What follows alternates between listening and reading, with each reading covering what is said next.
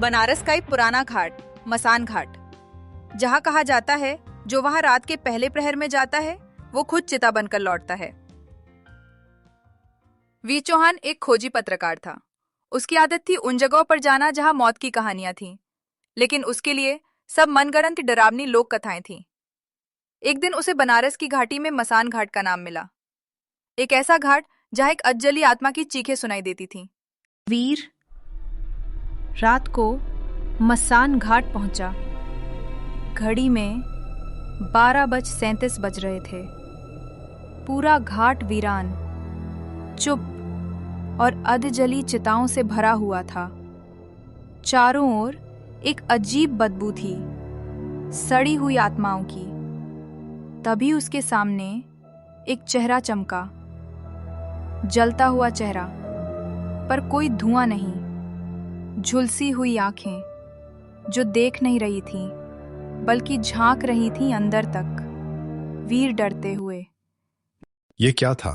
शायद मेरा वहम होगा। पर तभी वो आवाज आई, मुझे चिता नहीं मिली, मुझे मुक्ति नहीं मिली, मुझे आग दो।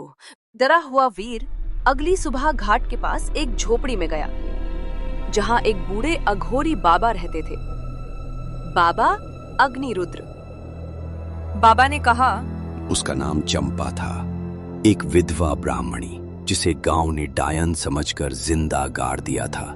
ना चिता दी, ना संस्कार, बस दफना दिया गया शमशान के नीचे। पर वो अब भी यहाँ है। वो जलना चाहती है, वो चिंगारी चाहती है। हर पूर्णिमा की रात वो आत्मा उठती है और किसी के शरीर में घुस जाती है ताकि वो खुद को जला सके।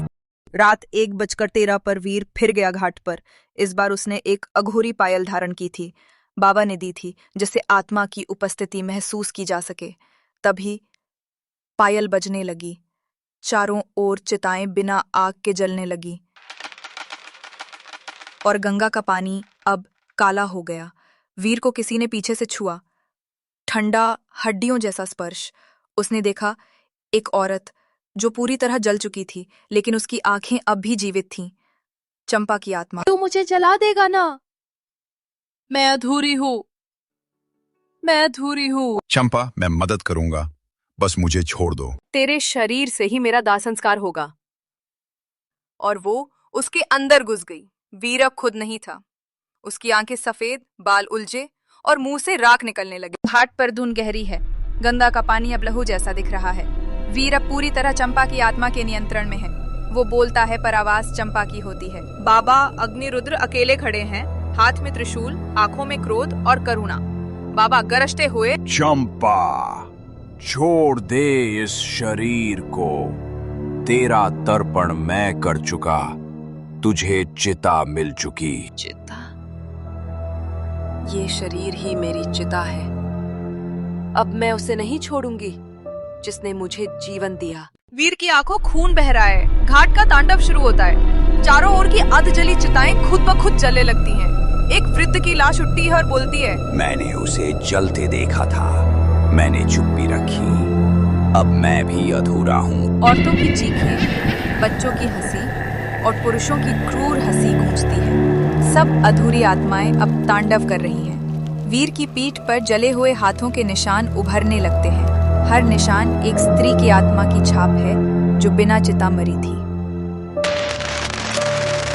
बाबा त्रिशूल से जमीन पर चक्र बनाते हैं, बीच में वीर को बिठाते हैं और ओम अग्नि संस्काराय आत्मदाहाय नमः मंत्र से यज्ञ शुरू करते हैं। पर तभी चंपा की आत्मा अपने असली रूप में प्रकट होती है। वो अब आधी औरत, आधा राख है। चेहरा आधा जला हुआ, बाल गंगा की लहरों से उलझे हुए, आंखों से काली आग। मुझे जला नहीं सकते बाबा, अब मैं मसान की देवी बन चुकी हूँ।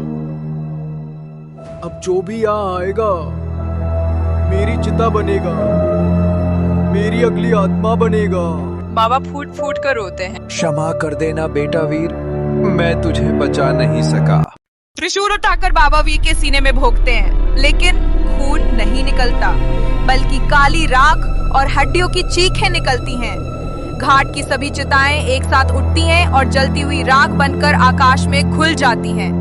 वीर की देह जल रही है, पर उसकी आंखें अब भी खुली हैं और देख रही हैं। बाबा की आत्मा भी अब बाहर निकल रही है। मसान की देवी का जन्म घाट शांत हो गया है। गंगा की लहरें थम गई हैं, लेकिन घाट के किनारे एक नई मूर्ति बन चुकी है, एक औरत की। आधा चेहरा जला, आधे में सिंदूर। लोग कहते हैं अब मसान घाट पर चंपा नहीं, मसान देवी विराजती है। हर पूर्णिमा को कोई ना कोई वहां जाकर खो जाता है, कुछ जलने के लिए, कुछ जलाने के लिए और कुछ सिर्फ देखने के लिए, पर सब लौटते नहीं। अगर कभी तुम बनारस जाओ और कोई तुम्हें रात के घाट पर बुलाए तो मत जाना, क्योंकि शायद वो आवाज नहीं, चंपा की पुकार हो। Please like, share and subscribe Vansh Mehelan Tunes.